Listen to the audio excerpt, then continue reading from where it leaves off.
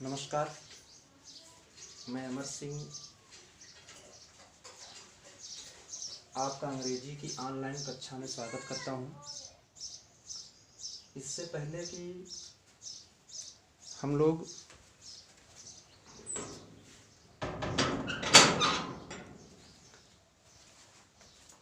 Figures of speech जो शेष बचे हुए हैं उनका अध्ययन करें, एक बात बताना चाहता हूं आपको। आज कोरोना वायरस के लगभग 25,000 अपने देश में मरीज हैं। लगभग 750 लोगों की मृत्यु हो चुकी है। तो आप सबका दायित्व है कि स्वयं तो सतर्क रहें ही, दूसरों को भी इसके विषय में जागरूक करें। चलिए आज हम फिगर्स ऑफ स्पीच का दूसरा पार्ट देखते हैं।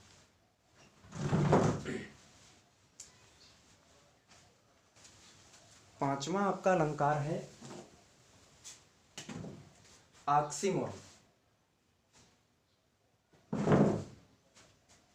ऑक्सीमोरन अलंकार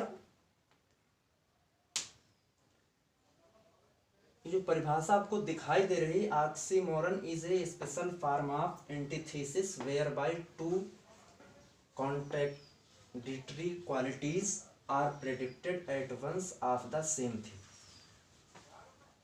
अर्थात oxymoron is a special form of antithesis. Antithesis माने विरोधाभास।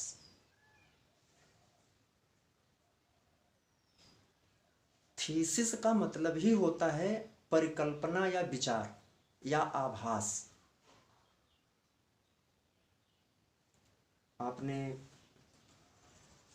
सुना होगा सिंथेसिस,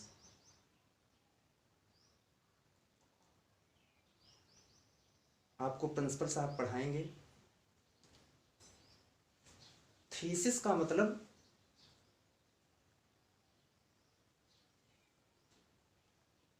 परिकल्पना या आभास। सिन का मतलब होता है सकारात्मक और एंटी का मतलब उल्टा। आपने सुना भी होगा एंटोनिम्स, सिनोनिम्स। तो एंटीथेसिस जो विरोधाभास अलंकार है उसका एक स्पेशल फॉर्म, विशेष रूप ऑक्सीमोरन या ऑक्सीमोरन अलंकार है। ऑक्सीमोरन माने भी विरोधाभास। एक बात यहां बताना चाहता हूं, जो ये परिभाषा है ये हमने कक्षा 11 की पोएट्री की किताब में देखा।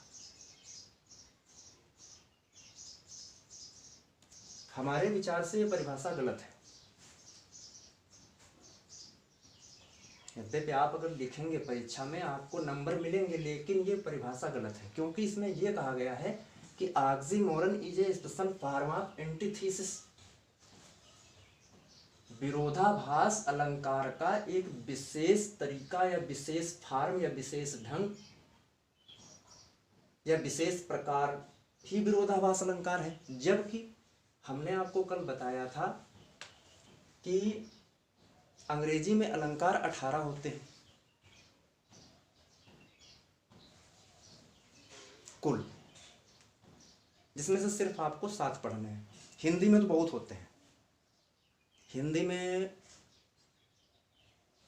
आपको हिंदी वाले जो टीचर हैं वो ढंग से बताएंगे, लेकिन जहां तक हमें जानकारी है शब्दालंकार के अंतर्गत 5 होते हैं। पूरी गिनती भी हमें नहीं याद है। 5 होते हैं शब्दालंकार के अंतर्गत, और अर्थालंकार के अंतर्गत होते हैं 51, 51। और अदर जो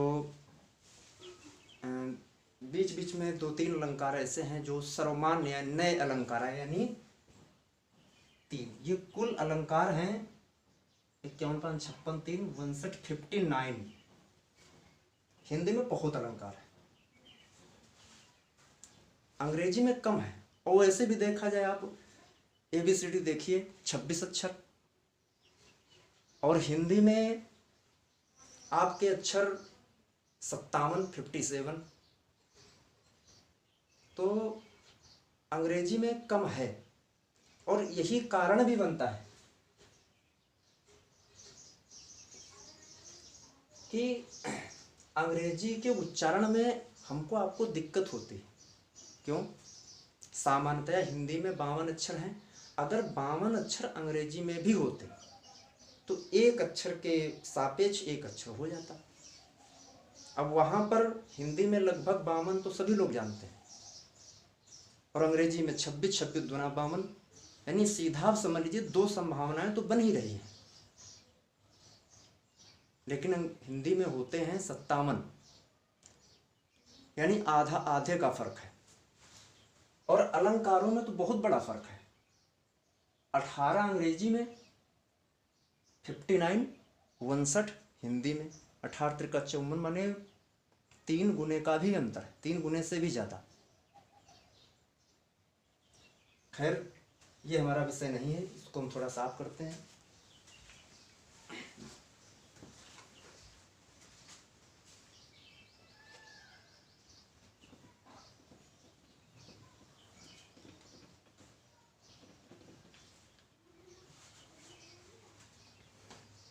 बात हम ये बता रहे थे आपसे कि ऑक्सीमोरन जो अलंकार है, इसकी जो परिभाषा कक्षा 11 की हमने किताब में देखा आज पोएट्री में, इसको ध्यान से पढ़ा तो मुझे गलत लगी। ये गलत है। क्यों? क्योंकि अंग्रेजी में एंटीथीसिस स्वयं एक अलंकार है, और ऑक्सीमोरन ये तो अलंकार है ही, यानी ये दो अलंकार है, दोनों अलग अलग अलंकार है। ये एंटीथीसिस अलग अलंकार है और ऑक्सीमोरन अलग अलंकार है। अब परिभाषा में अगर इसमें एक ही में मर्ज कर दिया है तो किस आधार पर किया? मेरा अनुमान ये कहता है कि चूंकि विरोधाभास ये है, विरोधाभास ये है, तो इसी आधार पर इन्होंने इसका एक रूप बता दिया। जैसे आप लोगों ने कक्षा 10 में, अब पता नहीं है कि नहीं है, जब मैं कक्षा 10 में पढ़ता था तो हिंदी में एक पाठ था धनुष भंग। अब धनुष भंग वो रामचरितमानस से लिया गया है। धनुष भंग रामचरितमानस से लिया गया है। तो अगर कोई कहे कि धनुष भंग से लिया गया है, वो भी बात सही हो जाएगी। ये पंक्तियां धनुष भंग शीर्षक से ली गई, ये चल जाएगा। लेकिन धनुष भंग जो है वो मेन रूप से रामचरितमानस से लिया गया है। तो अगर देखें उस आधार पर तो रामचरितमानस ये है आपका, रामचरितमानस क्या है? एंटीथीसिस। और उसका एक पार्ट ऑक्सीमोरन, ये आपका धनुष भंग हो गया, माने छोटा पार्ट। हो सकता है इसी आधार पर इन्होंने ये परिभाषा दे दी हो, थोड़ा मिलती जुलती है। आप गौर कर रहे होंगे, देखा होगा कि एग्जाम्पल यहाँ पर हमने 2 दिए हैं, यहाँ पर 1 दिया है, यहाँ पर 1 दिया है। कारण हम सोच रहे थे दोनों चीजों को क्लियर कर दें। इसकी ओरिजिनल भी परिभाषा बाद में जब हम इसको साफ कर देंगे तब आपको लिखेंगे, क्योंकि जगह कम है तो नहीं हो सकता था। अभी आप लिख सकते हैं, कोई दिक्कत नहीं, नंबर मिलेंगे आपको, लेकिन ये परिभाषा गलत है। अभी देखिए कैसे। ऑक्सीमोरन अलंकार वो अलंकार होता है जिसमें 2 विरोधी शब्द एक साथ लगा दिए जाए। 2 विरोधी शब्द एक साथ लगा दिए जाए, अच्छा और बुरा।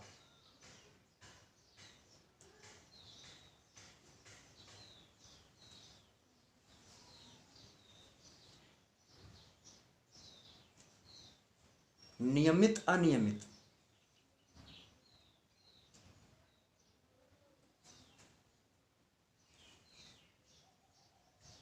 उदाहरण, ये दूसरा उदाहरण ऑक्सीमोरन का है, ध्यान देना यहाँ पर। द बॉय इज, लड़का है, रेगुलरली है या रहता है, रेगुलरली नियमित रूप से, इर्रेगुलर अनियमित, नियमित अनियमित। The boy is regularly irregular, अनियमित रहता है, ये बुराई है अनियमित रहना, लेकिन अनियमित भी नियमित रूप से रहता है, दोनों एक दूसरे के अपोजिट हैं ये दोनों शब्द।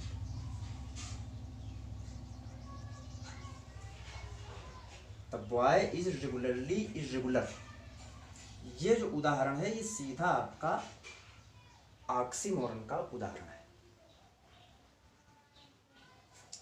ये जो पहला उदाहरण लिखा हुआ है, to error is human, semicolon, to forgive divine, ये हमने आपको ये समझाने के लिए दिया है एंटीथेसिस। थोड़ा सा अंतर अभी आपको समझ में आएगा। टू एरर इज ह्यूमन, गलतियां होना मानवीय है, या इसको ऐसे हम कह सकते हैं कि मानव से गलतियां होती हैं या मानव गलती करता है। और टू फॉरगिव डिवाइन, क्षमा करना दैवी है, ईश्वरीय है। थोड़ा सा अंतर है, बात लगभग एक ही जैसी है, जैसे नीचे वाले वाक्य में है 2 नंबर में, वैसे ही ऊपर वाले में है। गलतियां करना और टू फॉरगिव, क्षमा करना, यानी अपराध करना, बुराई हो गई, जैसे यहां इर्रेगुलर बुराई थी। टू फॉरगिव, क्षमा करना, ये अच्छाई है, गुण है। रेगुलर, इसकी इससे तुलना हो गई, इसकी इससे हो गई। अंतर क्या होगा, ऑक्सीमोरन अलंकार में दोनों विरोधी शब्द एक पास रखे होंगे, या नहीं एक पास, अगर वाक्य बड़ा है तो एक बार फुल स्टॉप लगने के पहले ही रखे होंगे। और जो एंटीथेसिस है, इसमें बीच में यहां पर अर्ध विराम का निशान अवश्य होगा, सीधी सी पहचान है, अर्थात ये अल्प विराम नहीं है। विराम जो एक ही कामा होता है, अल्प विराम, ये अर्ध विराम है, और हिंदी में ये पूर्ण विराम है, या अंग्रेजी में इसको कहें तो ये हो गया। ये मान लीजिए आप 25% या 25, इसको मान लो 50, इसको मान लो 100। बात समझ में आ रही होगी। अर्थात एंटीथेसिस में 50% जब बात कही जाएगी तो इधर एक पार्ट चाहे सकारात्मक हो नकारात्मक हो, एक पक्ष होगा, उसके बाद में दूसरा पक्ष होगा। अगर इधर प्लस है तो उधर माइनस होगा, इधर पॉजिटिव है तो इधर नेगेटिव होगा। ऑक्सीमोरन में बात स्टार्ट हुई जहां खत्म हुई, उसके बीच में जो विरोधाभासी शब्द आएंगे, जैसे ऊपर वाले में ये टू फॉरगिव और टू एरर आया है, गलतियां करना और क्षमा करना। ये देखिए, ये तो जो शब्द हैं अंतर भी काफी है, और बीच में ये सेमीकोलन अर्थात अर्ध विराम का निशान है। माने बात कहना है, 50% तक रुक जाइए, आराम कर लो, उसके बाद फिर वाक्य। यहाँ ऐसा नहीं है, इसमें the boy is regularly irregular, लड़का नियमित रूप से अनियमित रहता है। यहाँ पर जब बात होगी तभी फुल स्टॉप या जो भी स्टॉप लगाना हो लगेगा, सीधा सा यही अंतर है। ध्यान देना, आपसे कभी भी परीक्षा में, चाहे कक्षा 11 की हो या 12 की, इस टाइप का नहीं पूछेगा। बिल्कुल। अगर पूछता है, बाई चांस अगर पूछ देता है, तब तो आपको यही बताना पड़ेगा। लेकिन इसमें अगर देखा जाए मेरे हिसाब से तो एंटीथीसिस ही अलंकार है। और इस नीचे 2 नंबर वाले में जो the boy is regularly irregular है, इसमें आपका ऑक्सीमोरन अलंकार है। उम्मीद है आपको समझ में आ गया होगा। क्या अंतर है? थोड़ा सा अंतर है। एक चीज और है जरा सी, इसमें बैलेंस किया जाएगा। पहली शर्त है अर्ध विराम की। अर्ध विराम लगा होगा, जो भी होगा एंटीथीसिस बीच में अर्ध विराम अवश्य होगा, इसमें नहीं होगा। दूसरी शर्त यह है कि ये जो वाक्य है, दोनों वाक्य, इसको अगर हम एक पलड़ा मान लें, इसको दूसरा पलड़ा, तो ये बैलेंस होगा, बिल्कुल तराजू के समान बराबर संतुलित होगा। ऐसा नहीं होगा कि एक तरफ 125% बात कही जाए, एक तरफ 100% कही जाए, ऐसा नहीं होगा। देखो बिल्कुल सीधा सा है, गलतियां करना, क्षमा करना, बिल्कुल अपोजिट बैलेंस में। इसमें जरूरी नहीं कि बैलेंस होगा, इसमें बैलेंस नहीं होगा, इसमें बात कम ज़्यादा हो सकती है, बिल्कुल होगी, अवश्य होगी, लेकिन इसमें आपका कभी भी बैलेंस से ऊपर नहीं होगा, तराजू होगा बिल्कुल बैलेंस में, ये ध्यान रखना है। और साधारण रूप में पहचानिए तो जैसे ही आप निशान देखें, निशान देखने के बाद में ये देखा कि दो जो शब्द हैं विरोधाभासी शब्द, टू एरर टू फार्ग्यू, ये दूर दूर है, बस समझ जाना एंटीथीसिस है। पास पास विरोधी शब्द ऑक्सीमोरन। ये आपसे पूछेगा नहीं, क्योंकि एंटीथीसिस आपके कक्षा 11 और 12 के सिलेबस में है ही नहीं। और अगर किसी कारण बस पूछता है तो फिर आपको नहीं बताना है।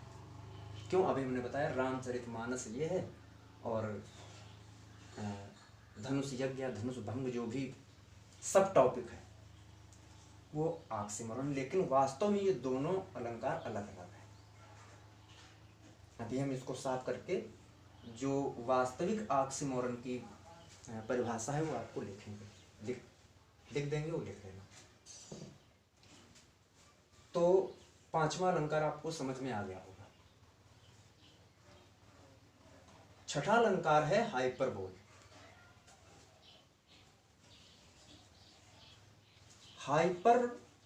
हाइपरबोल। एक चीज और कहना है कि जब आप कभी भी अलंकार को पढ़ें, कोई भी चीज हो,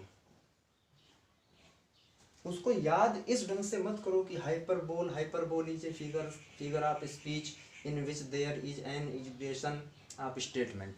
नहीं, उसका मतलब समझो, इसका मतलब क्या है, मतलब समझ लोगे, ये भूल जाओ तो कोई दिक्कत नहीं, आप अपने शब्दों में लिख सकते हो। जैसे कल या आज जो हमने ये देखी हैं, इसमें ये वाली हमने कक्षा 11 की किताब से जो अलंकार जहाँ पर दिए हुए हैं उससे ये लिखा है। जब संदेह हुआ, संदेह ने पक्का विश्वास हो गया कि ये गलत है, तब हमने सोचा नहीं, इसको भी समझाना चाहिए। सुना होगा आप लोगों ने कि कभी कभी लोग आपसी बातचीत में कह देते हैं कि वो बहुत हाइपर हो जाता है या तुम बहुत हाइपर हो गए। हाइपर का मतलब उत्तेजित होना, और उत्तेजना में आप जानते हैं, पता नहीं आदमी कैसी बात कह जाए, रियलिटी से अधिक बात कह जाएगा। हाइपर बोल माने अतिशयोक्ति, माने जो वास्तव में है उससे अधिक बढ़ा चढ़ा के बात को पेश करना।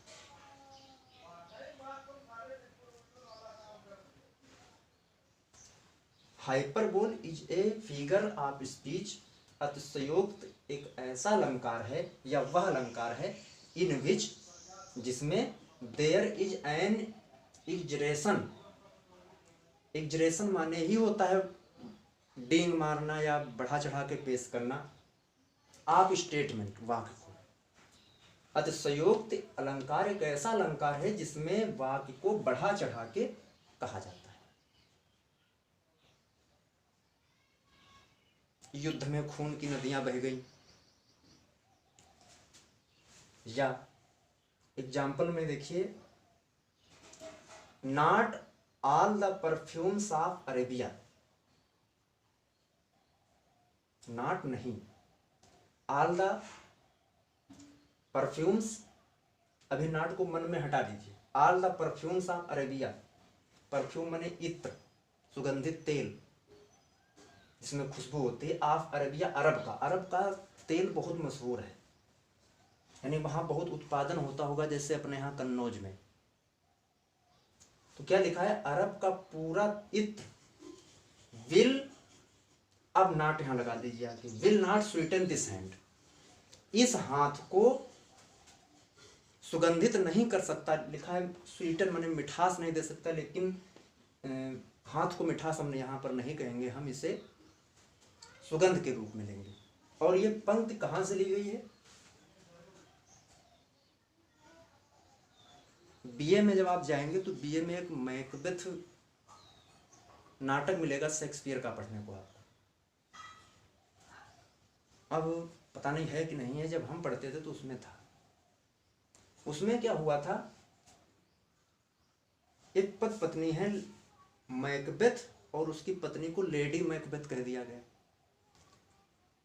तो लेडी मैकबेथ अपने राजा डंकन को मारने का पूरा प्लान बना रही थी, राजा को अपने घर में बुलाया, खाना खिलाया, सुलाया, पूरा प्लान बनाया, और उसको मार दिया उसके पति मैकबेथ ने।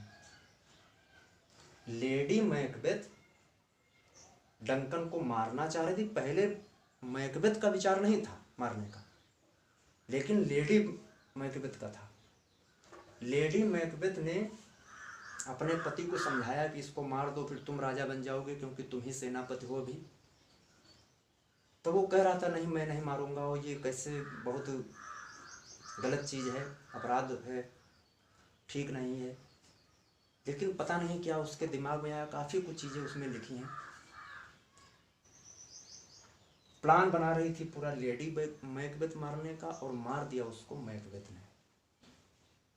तब मैकबेथ ने कहा था, जब होश आया बाद में, होश तो पहले ही था, या ये कहें जब पश्चाताप हुआ, तब उसने कहा था, मैकबेथ ने कहा था लेडी मैकबेथ से कि not all the perfumes of Arabia, अरब का सारा इत्र, ये जो हमने अपराध किया है, राजा को मारा है, इन हाथों को, इन अपराध भरे हाथों को, will not Sutton this hand, इस हाथ को सुगंधित नहीं कर सकता।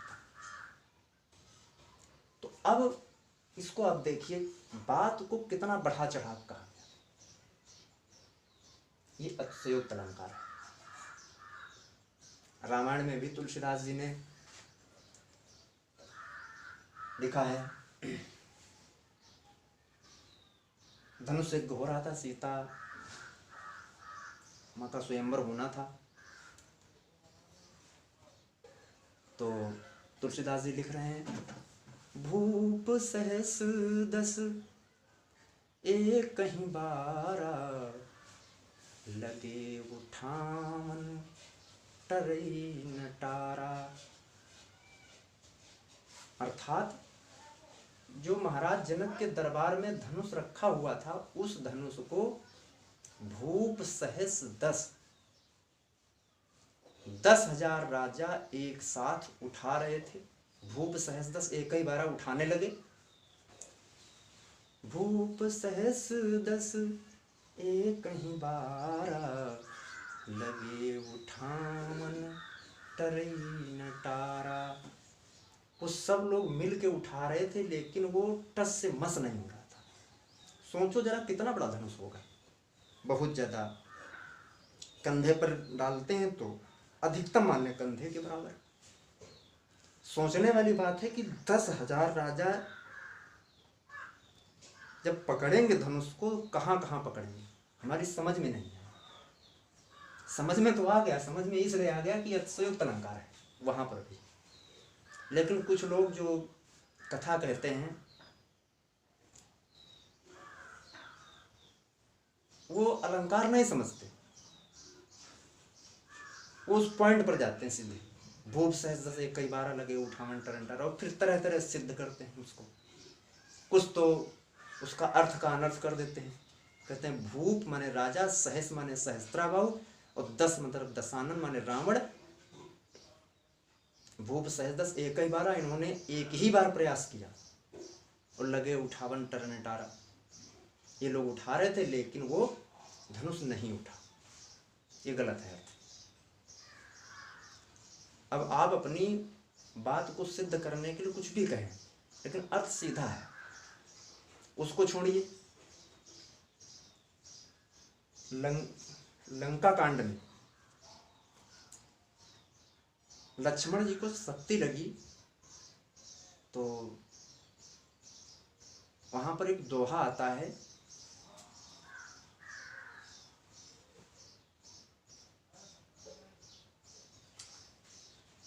भूल रहा हूं दोहा। मेघनाथ समकोटि सत, जो धार है उठाई, जगदाधार से सकिनी, उठे चले खिसियाई। मेघनाथ समकोटि सत, मेघनाथ के समान, कोटि सत, सत माने 100, कोटि माने करोड़, मेघनाथ के समान 100 करोड़, जो धार है उठाई। योद्धा उठा रहे थे किसको? लक्ष्मण जी को। लक्ष्मण जी को मेघनाथ के समान 100 करोड़ योद्धा उठा रहे थे।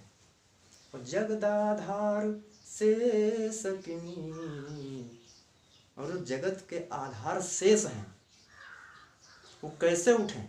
और जब नहीं उठते हैं तो उठें चलें खिसियाए, तो वे योद्धा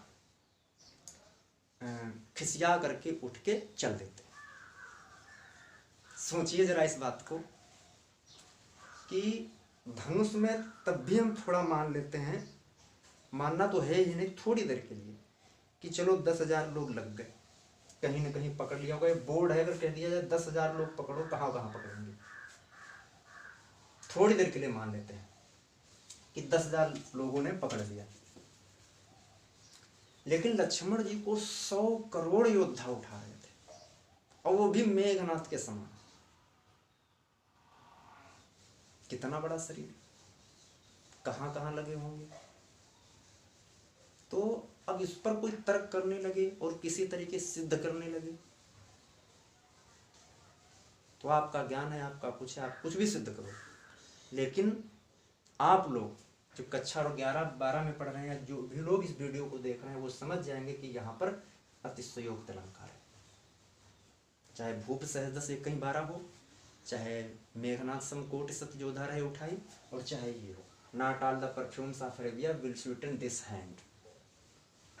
अरब का सारा इत्र इस हाथ में मिठास नहीं दे सकता, या इस हाथ को सुगंधित नहीं कर सकता। 7वां अलंकार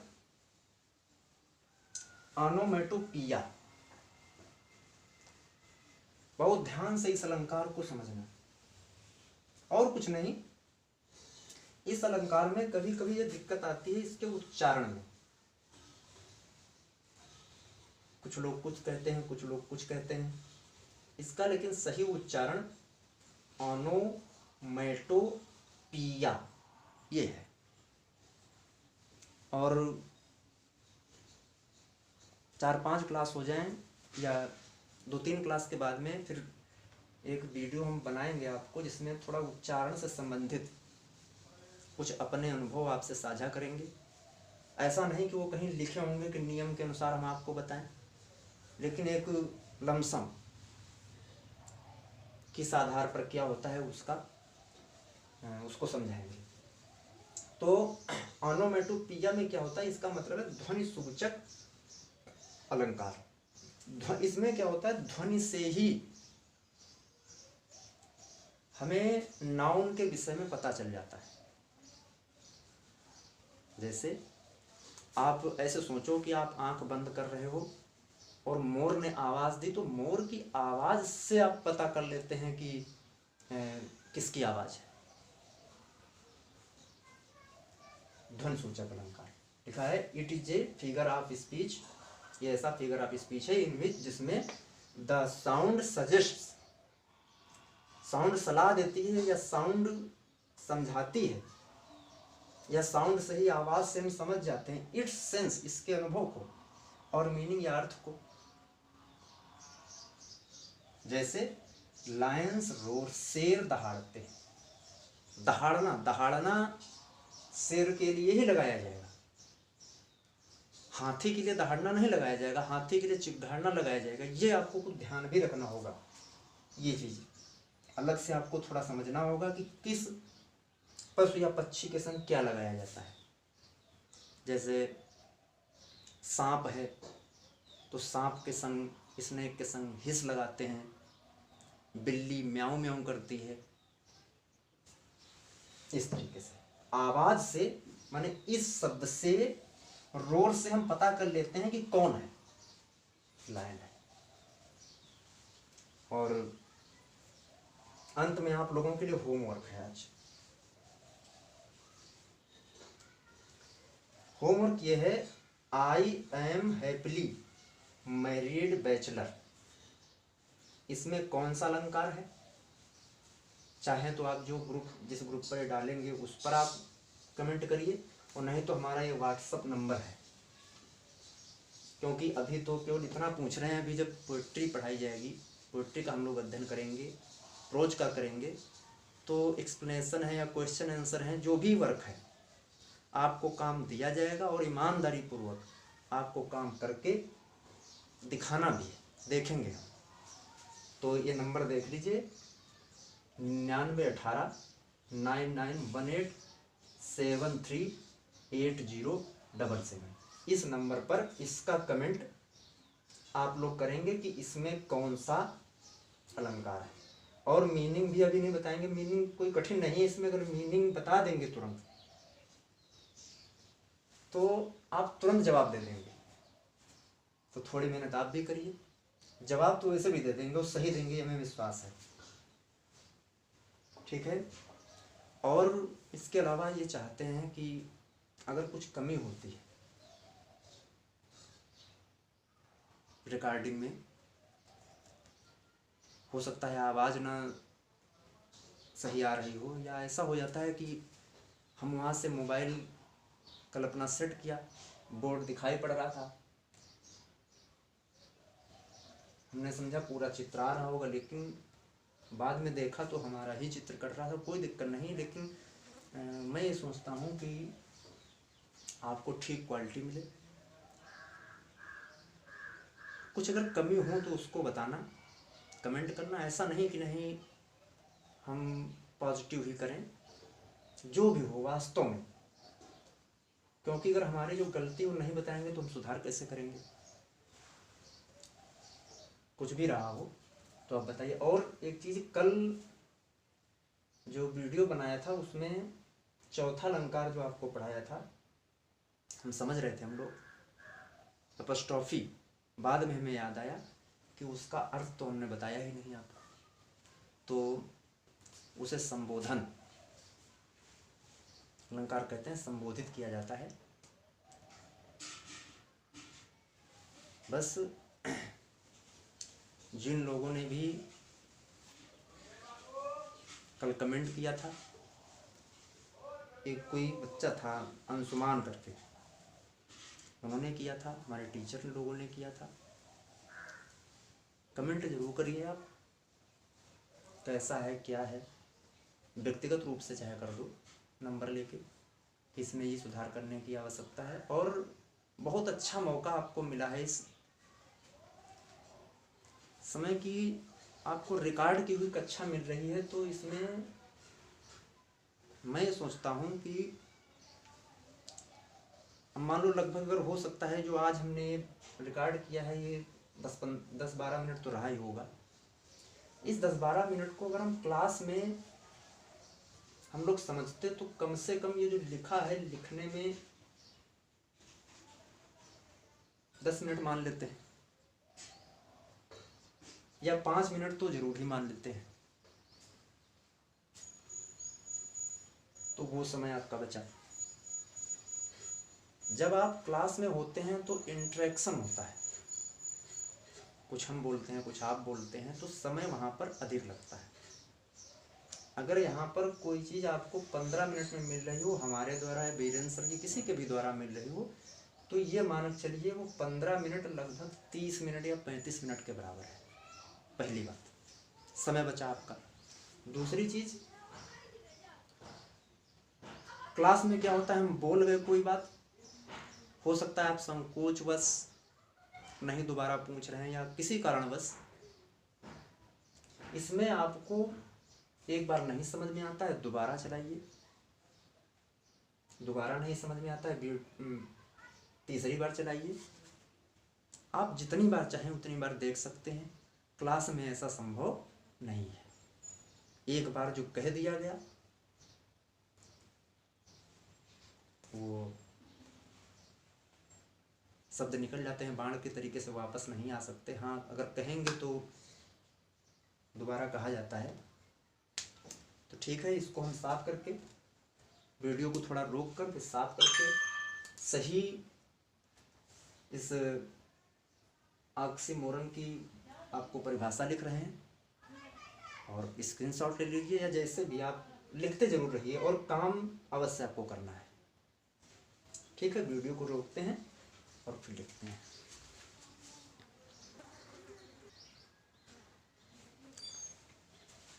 हाँ, पुनः देखिए, oxymoron is a combination of two words of opposite meaning in one sentence. विरोधाभास एक वाक्य में दो विरोधी अर्थों का कॉम्बिनेशन है, सम्मिश्रण है। अर्थात एक ऐसा वाक्य जिसमें दो विरोधी शब्द एक साथ मिश्रित करके रख दिए जाएं, वो ऑक्सीमोरन अलंकार होता है, विरोधाभास अलंकार होता है, या कॉम्बिनेशन ही शब्द आप पकड़ लीजिए इसको। जब कॉम्बिनेशन है, मिश्रण है, तो अलग अलग तो हो ही नहीं सकता। जैसे एंटीथेसिस में आपको बताया था कि उसमें अलग अलग होते हैं। तो ठीक है, बहुत बहुत धन्यवाद।